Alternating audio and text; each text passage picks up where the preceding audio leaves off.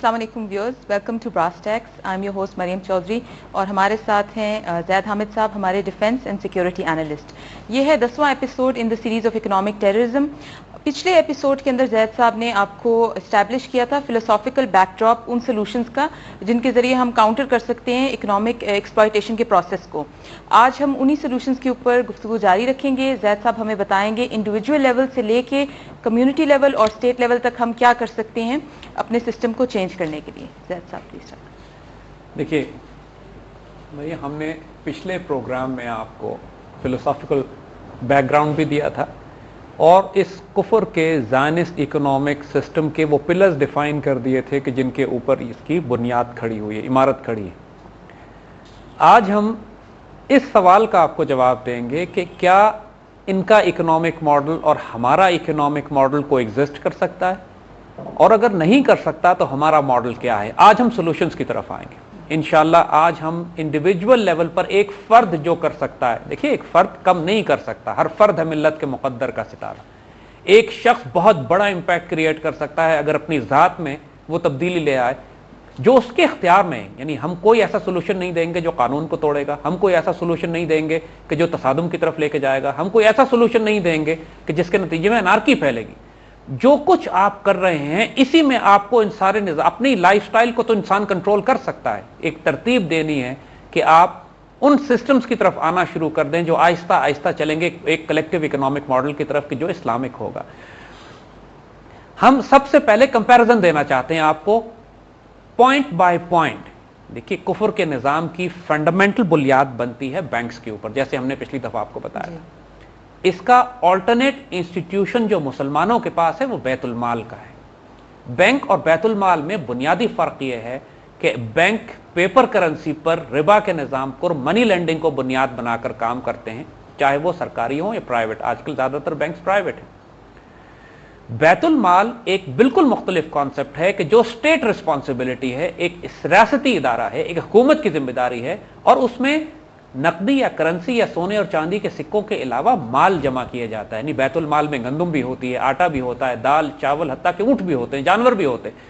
Anything जिस चीज का ताल्लुक हुकूमत की प्रॉपर्टी से है कि जो मफाद आमा में इस्तेमाल हो सकती है या मखलूक में तकसीम की जा सकती है, ये जिसकी रियल वेल्थ होती है, वो बैतुल माल का हिस्सा होती है। ये बड़े डायमेट्रिकली ऑपोजिट कॉन्सेप्ट्स हैं, बैंक और बैतुल माल। बैतुल माल जाती नहीं होता, बैतुल माल कलेक्टिव नहीं होता, बैतुल माल रियासत का होता है। इसीलिए जब बैतुल माल में दौलत आती है तो वो मुल्क के तमाम मुसलमानों की, तमाम इंसानों की मसावी मलकियत होती है। जो मुस्तहिक होता है, जो हकदार होता है, हुकूमत वक्त फैसला करती है उसमें तकसीम करने। जितने सरकारी टैक्सेस आते हैं, जितनी सरकारी आमदनी होती है, जितने सरकारी ज़कात निकाली जाती है, जितने सरकारी चैरिटी होती है, वो तमाम की तमाम बैतुल माल में आती है और वहां से सेंट्रलाइज्ड डिस्ट्रीब्यूशन होती है। लिहाजा एक फर्द के हाथ में दौलत जमा नहीं होती, दौलत जमा होती है माशरे के नुमाइंदों के हाथ में, अमीर या खलीफा या सुल्तान के हाथ में। इसी तरह इनके इकोनॉमिक सिस्टम की बुनियाद कागज के नोट पे है, उस कागज के नोट पे जिसके पीछे कुछ भी नहीं है, यानी हम कहेंगे जाली रसीदों पे है। और एक मुसलमान इकोनॉमिक सिस्टम की बुनियाद रियल वेल्थ पे है, गोल्ड और सिल्वर पे। कंपैरिजन बराह रास्त आ जाता है। कहीं पे भी अगर पेपर करेंसी जिसके पीछे कोई रियल वेल्थ नहीं है इस्तेमाल होगी तो ये सिस्टम बराह रास्त मुतसादम होगा उस सिस्टम से कि जो फितरत ने, कुरान और सुन्नत ने, अल्लाह के रसूल सल्लल्लाहु अलैहि वसल्लम ने हमें बताया और जिसको हम क्रिएट करने जा रहे हैं। तीसरा, इनकी बुनियाद मनी लेंडिंग पे है, कर्ज पे है, सूद पे है, चाहे वो क्रेडिट कार्ड के जरिए हो, चाहे वो बिजनेस ट्रांजैक्शंस के कर्ज हो, चाहे वो पर्सनल लोन हो, होम फाइनेंस हो, कार फाइनेंस हो। इनकी बुनियाद सूद और रिबा के ऊपर। हमारी बुनियाद तिजारत के ऊपर है या कर्ज हसना के ऊपर है।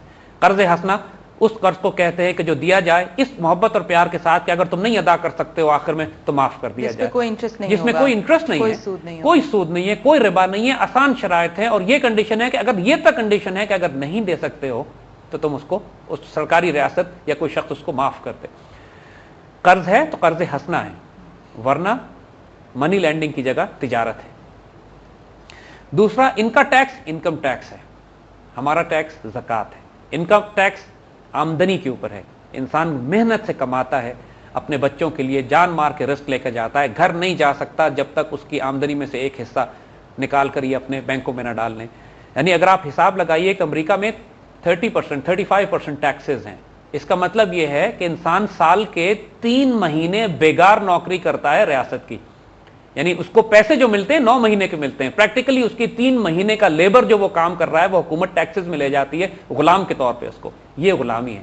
یعنی اس کو وہ آزادی سمجھتے ہیں، اس کو وہ فریڈم سمجھتے ہیں، اس کو ڈیموکریسی سمجھتے ہیں کہ جہاں پہ ہر انسان، جہاں 30%، 20%، 40% ٹیکسز ہیں، وہاں پہ 1/4، 1/3 آمدنی اس کی. اور دوسرے لفظوں میں کہ اگر وہ 1 سال کام کرتا ہے تو 4 مہینے، 3 مہینے اس کی غلامی میں ہوتے ہیں، جس کی کوئی پیسے نہیں ملتے اس کو، وہ ریاست لے کے چلی جاتی ہے. جیسا لیکن ایک پرابلم ہے، اگر وہ لوگ ایسا کرتے ہیں اپنے اس ایکشن کو وہ جسٹیفائی کر لیتے ہیں کیونکہ جو ٹیکس لیتے ہیں وہ واقعی نظر آئے گا کہ ایک ویلفیئر اسٹیٹ ہے، ان کی ہیلتھ ہے، ان کی ایجوکیشن سروسز ہیں، ان کی ٹیکسیبل لوگوں کو نظر آئے گا کہ ہمیں اس کا ریٹرن مل رہا ہے. ہمارے ہاں بے شک وہ چیز دی جاتی ہے لیکن اس کی ریٹرن لوگوں کو نظر نہیں آتی، اس حد تک کہ لوگ زکوٰۃ دینے کو بھی اوائڈ کریں. دیکھیے یہی بات ہے کہ وہاں پر ان کا انکم ٹیکس کا نظام دیکھنے میں تو چمکدار اور آنکھوں کو خیرہ کرنے والا ہے، مگر جو بات ہم آپ کو پہلے تمام پروگراموں میں ثابت کر چکے ہیں کہ ایک کمفرٹیبل لائف سٹائل انہوں نے دکھانے کے لیے اپنی قوم کو ایک دیا ضرور ہے کہ اچھی عمارتیں بنا دی، اچھی سڑکیں بنا دی، لیکن انسان وہاں بھی غلام ہے.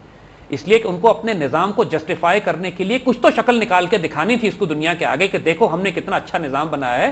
یقین کیجئے یہ صرف سامری کا جادو ہے، آنکھوں کو خیرہ کرنے والا، ڈیزل کرتا ہے یا بلائنڈ کرتا ہے. انسانوں کو حقیقت اسی وقت نظر نہیں آتی کہ یا وہ اندھا ہو جاتا ہے یا اس کی آنکھوں میں اتنی روشنی پڑتی ہے، چمک دمک سونے کی، چاندی کی اور مغرب کی اس نظام کی، کہ اس کو دیکھنا بند ہو جاتی ہے اس کی آنکھیں. یہ نظام اسی طرح کا ہے. غلام وہاں کے بھی انسان ہیں، اور جس بری طرح غلام ہے وہ حالت آپ کو نظر آ جائے گی، اور نظر آ رہی ہے، بلا وجہ تو نہیں ہے کہ وہ نظام کولیپس کر رہا ہے ان کا اپنا بیٹھا ہوا. اسی طرح ان کے نظام میں دولت جس خاندان کی ہو، جس باپ کی ہو، جس شخص کی ہو، وہ اپنے پاس سنبھال کے رکھتا ہے، اس کی اولاد کو تقسیم ہو جاتی ہے، اس کی اولاد کو جاتی ہے، بیوی کو جاتی ہے انہیریٹنس. ہمارے ہاں وراثت تقسیم ہوتی ہے اس قانون کے مطابق جو اللہ تعالیٰ نے متعین کیا ہے. انسان جب انتقال کرتا ہے تو اس کی دولت پورے خاندان میں تقسیم ہو جاتی ہے، بہنوں کو بھی حصہ ملتا ہے، ماں باپ کو بھی حصہ ملتا ہے، اولاد کو بھی ملتا ہے، بیوی کو بھی ملتا ہے. اور دولت کی جو تقسیم ہمارے ہاں وراثت کے نظام میں رکھی گئی ہے وہ مغرب کے نظام میں نہیں ہے. ان کے ہاں باپ یا ایک خاندان کے اندر ہی دولت محدود اور چلتی چلی جاتی ہے. ہمارے ہاں اللہ نے فطری قانون یہ بنا دیا ہے کہ ہر شخص کے انتقال کرنے کے بعد، گزرنے کے بعد، اس دنیا سے جانے کے بعد اس کی دولت معاشرے میں بکھیر دی جائے گی، اس کے رشتہ داروں کو دے دی جائے گی، حتیٰ کہ اس کی ان بہنوں کو دے دی جائے گی. بہنوں کا بھی حصہ ہوتا ہے ایک آدمی کی جائیداد میں، دولت میں، ماں باپ کا حصہ ہوتا ہے. یہ نظام ہمارا اور ان کے جو کہ کمپیٹیبل نہیں ہے آپس میں. پھر ہمارے ہاں سب سے زیادہ ایمفسس صدقات کے اوپر ہے، اللہ کی راہ میں تقسیم کرنے پہ، خرچ کرنے پہ. ان کا نظام کی بنیاد ہے ہورڈنگ، جمع کر کے رکھو، مال و دولت کو اللہ کی راہ میں خرچ نہ کرو. قرآن جو ان کی ڈیفینیشن بتاتا ہے الذین یکنزون الذھب والفضہ، وہ لوگ جو سونے اور چاندی کے انبار جمع کر کے رکھتے ہیں اس کو اللہ کی راہ میں نہیں خرچ کرتے. ہمیں قرآن حکم دیتا ہے یا ایھا الذین آمنوا انفقوا مما رزقناکم، یا جو ایمان لائے ہو خرچ کرو اللہ کی راہ میں. ہمیں انکریج کیا جاتا ہے کہ اللہ کی راہ میں خرچ کرو. یہ انکریج کرتے ہیں کہ سیونگز کرو، بچا کے رکھو، کیونکہ سیونگ کرتے ہیں ان کے بینکس میں آپ، تو بینک اس کو پھر منی لینڈنگ پہ، انٹرسٹ پہ، سود پہ آگے دیتا ہے. خرچ کرنے کے نتیجے میں اگر انفیکٹ اگر آپ پیسے اپنے زیادہ جلدی ان بینکوں سے نکالنا شروع کریں تو یہ ناراض ہوتے ہیں. They want long deposits, they want کہ لمبی لمبی سیونگز آپ کیجئے ان کے پاس، سو کالڈ کہ پیسے کو اللہ کی راہ میں نہ خرچ کریں، پیسے کو سرکولیٹ نہ ہونے دیں معاشرے میں. کیونکہ اسلامک کانسیپٹ یہ ہے کہ پیسہ خون کی طرح ہے جو انسان کے وجود میں گھومتا پھرتا ہے. اگر رک جائے ایک جگہ پہ تو وہاں سور ہو جائے گا، زخم ہو جائے گا، وہ جسم خراب ہو جائے گا. وہاں سے پیسہ معاشرے میں سرکولیٹ کرنا چاہیے، کثرت سے گزرنا چاہیے. تو زید صاحب کیا اس کا ایکویولنٹ مطلب یہی ہے کہ ہمیں کنزمپشن بیسڈ اکانومی ہونا چاہیے جہاں ہم جو ارن کریں اس کو ہم خرچ کریں اور ایک سائیکل کریٹ کریں؟ وہ ہم بتائیں گے آپ کو، وہ ہم اس کے اوپر آئیں گے انشاءاللہ. دیکھیے اگلا ہی پوائنٹ ہمارا اسی بات کے اوپر ہے. ان کا سسٹم بیس کرتا ہے ڈیزائرز کے اوپر، ہمارا سسٹم بیس کرتا ہے نیڈز کے اوپر. ہم انسانوں کی ضروریات پوری کرتے ہیں، یہ انسانوں میں خواہشات پیدا کرتے ہیں. اس پہ ہم آگے بات کریں گے. چلیں اس پہ ہم ڈسکس کریں گے زید صاحب، لیکن ایک شارٹ بریک کے بعد.